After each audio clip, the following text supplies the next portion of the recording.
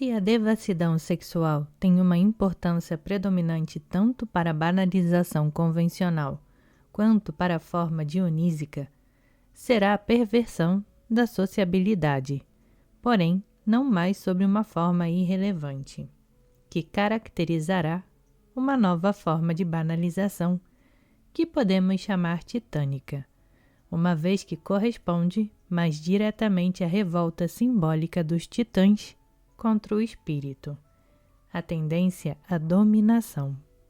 Toda forma de banalização caracteriza-se por um estado de subtensão psíquica. Entretanto, a subtensão só concerne aqui, como na forma dionísica, ao desejo essencial, ao impulso evolutivo. Na banalização chamada titânica, a energia encontra-se dispersa numa multidão de desejos materiais inquietantes, que se engendram mutuamente e tendem a se agrupar em torno de uma ambição obsessiva de melhoria do mundo. Nesse contexto, esse tipo de banalização transforma-se no centro de uma agitação excessiva e destrutiva. A forma titânica é, portanto, imputável.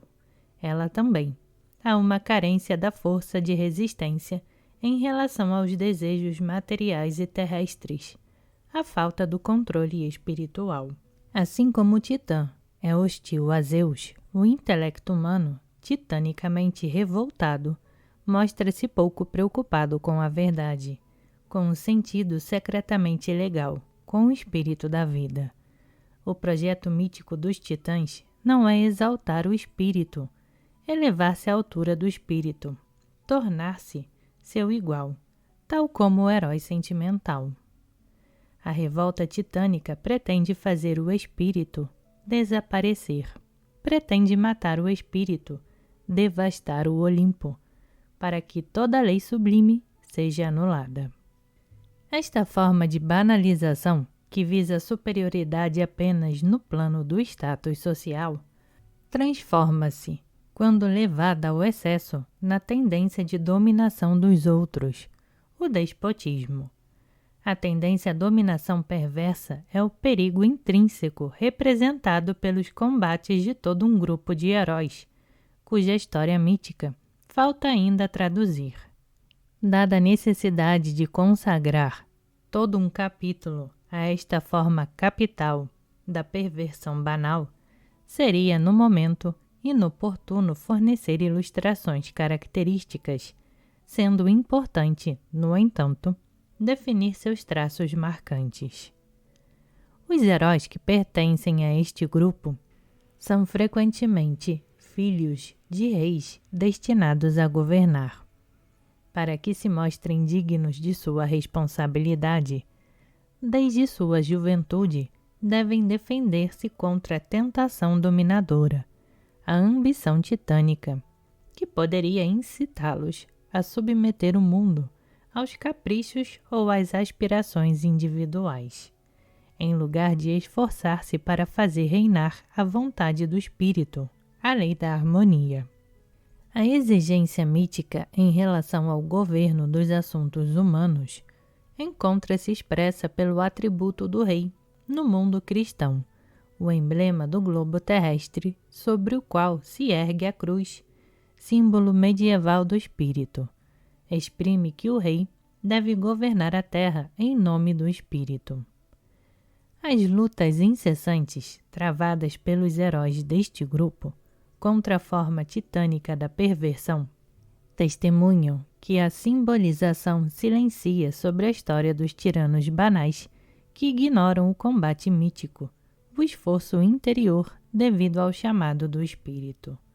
O mito celebra o homem dotado de uma força superior, cuja energia transbordante, não esgotada pela revolta ambiciosa do intelecto, não se resigna deliberadamente à morte do espírito.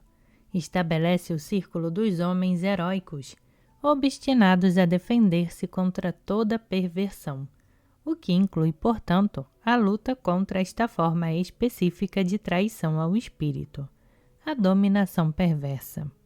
Podemos dizer que o curso da história mesmo que intimamente determinado pelo conjunto de todos os traços, sublimes e perversos, do caráter humano, consiste, em linhas gerais, tão somente no desenrolar das consequências do erro titânico, o encadeamento ininterrupto dos excessos do idealismo banalizado e da banalização idealizada.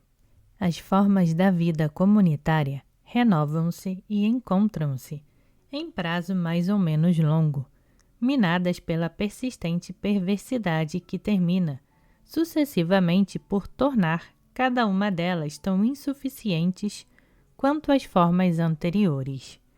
Cada nova forma exige e prepara, assim, sua própria superação. Esta é a lei da evolução ao nível da vida humana. Em outras palavras, a luta pela melhoria da condição social é inevitável. Porém, acima dessa luta, como de toda luta humana, paira a lei do espírito, a lei imutável, que governa a espiritualização e perversão, e que, a despeito das variações do quadro social e de suas regras de jogo, permanece como determinante soberana da vida íntima de cada um e de todos, e, consequentemente, da vida das sucessivas comunidades. Esta lei soberana e imutável desvela-se unicamente à medida que a compreensão penetra o funcionamento extraconsciente, verdadeiro domínio da pré-consciência mítica. A própria vida une ao erro essencial que se propaga através das épocas históricas, seu castigo, a exaltação do sofrimento, renovada de geração em geração. Diante da exigência essencial, são responsáveis não somente os heróis dominadores, centro de energia e de atividade transbordantes, mas também as massas inerentemente unidas na culpa, constituída pelo obscurecimento afetivo. O mito, aprofundamento verídico das aparências, não fala mais nem dos eventos históricos, dos quais soube condensar o sentido legal, nem das massas visivelmente atingidas pelas consequências do erro titânico. Ele concentra toda a sua penetração simbólica para revelar o castigo secreto e, no entanto, terrível, reservado pela legalidade extraconsciente da vida aos heróis chamados a guiar os eventos exteriores da aventura humana. Este novo aspecto do castigo exige uma expressão simbólica absolutamente diferente daquela empregada pelos mitos para representar o tormento interior, o remorso sofrido pelo herói sentimental. A expressão simbólica representa aqui a ausência do desejo de elevação essencial. A simbolização estará na presença de uma nova manifestação da discórdia inicial. O mito serve-se de uma representação análoga àquela que exprime o destino dos titãs, o castigo ao desencadeamento das forças brutas e aos projetos astuciosos do intelecto.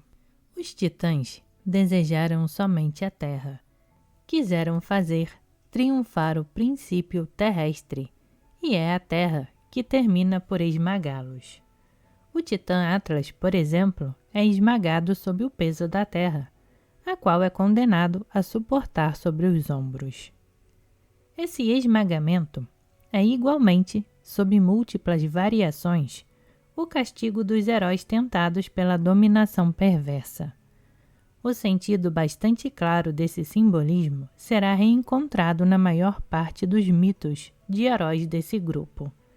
Deve-se notar, entretanto, que as imagens que exprimem essa significação são extremamente multiformes. Sísifo, por exemplo, esforça-se por fazer rolar o peso morto, a pedra, sobre as encostas de uma montanha na vã esperança de alcançar seu cume. A pedra volta a cair a cada nova tentativa. O vão esforço para chegar, através do procedimento banal, ao cume da vida e ao contentamento definitivo, não poderia estar melhor representado. Uma outra variante merece ser mencionada. O esmagamento sob a terra pode ser substituído por um símbolo de idêntica significação, o acorrentamento à terra. O esmagamento sob a terra e o acorrentamento à terra simbolizam a punição infligida àqueles que se banalizaram. Quanto ao herói que se defende contra a deformação ameaçadora, que combate simbolicamente os monstros que representam a dominação perversa, gigantes, bandidos, leão, touro, serve-se frequentemente de uma nova arma, o peso esmagador, a clava. As leis que governam a banalização em sua totalidade são somente uma outra expressão da lei suprema, que preside as motivações secretas. Apesar desta identidade, há uma oposição no interior dessa lei única.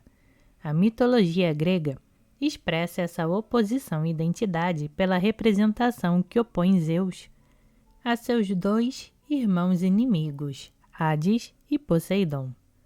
Sedutores são inimigos de Zeus, punitivos são seus irmãos, seus semelhantes. Hades, divindade do tormento infernal, governa, como vimos, a nervosidade e seu castigo. Todos seus atributos o confirmam. Habitante da região subterrânea, símbolo do subconsciente, ele usa um capacete sobre a cabeça que o torna invisível, símbolo do recalcamento. Poseidon, ao contrário, governa a tentação da banalização e seu correspondente castigo. Leva consigo o tridente, que encontramos também no mito cristão enquanto atributo do príncipe do mal, e rege tanto a perversão nervosa, possessão demoníaca, quanto a perversidade banal, a morte da alma. Nas mãos de Satã, o tridente é o instrumento do castigo, serve para lançar os culpados seduzidos ao fogo, símbolo do tormento. Mas o tridente é também o símbolo da culpa. Seus 3 dentes representam as 3 pulsões: sexualidade, nutrição, espiritualidade. 4 de todos os desejos facilmente exaltáveis. Ele representa o perigo da perversão, a fragilidade essencial que deixa o homem à mercê do sedutor punidor. A morada de Poseidon é a região submarina, repleta de monstros. Os heróis que navegam sobre o mar, viajantes através da vida, são perseguidos por Poseidon e socorridos pelas divindades do Olimpo. Portanto, expostos ao conflito, perversão, sublimação. Poseidon desencadeia as tempestades, símbolo das paixões da alma, representação das perturbações decorrentes da abundância dos desejos banalizados, que não encontrando satisfação, senão às custas de outrem, assolam o mundo através da ação culposa. Esta perturbação banal do ambiente é com frequência representada simbolicamente pela imagem de monstros marinhos enviados por Poseidon. Imagens da banalização e de suas consequências, estes monstros marinhos possuem, portanto, uma significação absolutamente diferente daquela encarnada pelo monstro demônio que o nervoso carrega simbolicamente consigo. Ainda que esse perigo interior se encontre exteriorizado por uma imagem mítica.